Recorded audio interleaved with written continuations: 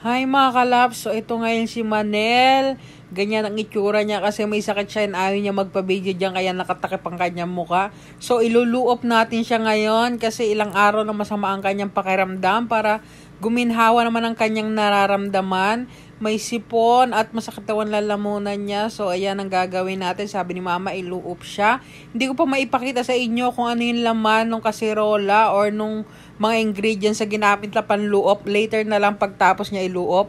So ayan, tinakpan na natin siya ng kumot. 2 kumot niya, isang makapal and isang manipis.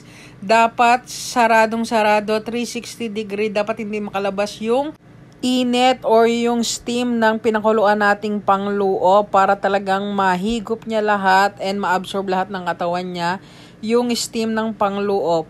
So, mga ilang minutes din siya dyan nasa loob niyan. Kaya sigurado paglabas niyan, tagaktak ang pawis niyan. So, after niya dyan, pagtapos niyan, of course, magpapalit ng damit, pupunasan yung pawis.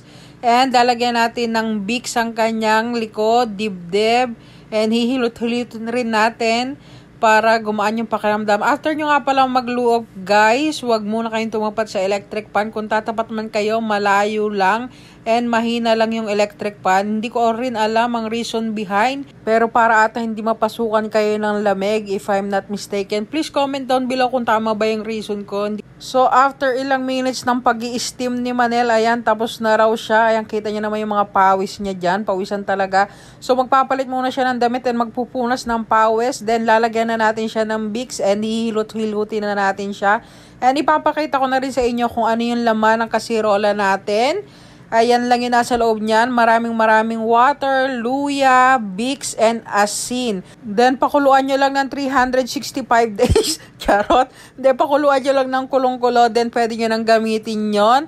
Sa mga nagluluop din dyan, please comment down below. Ayan, ginagawa nyo rin ba to?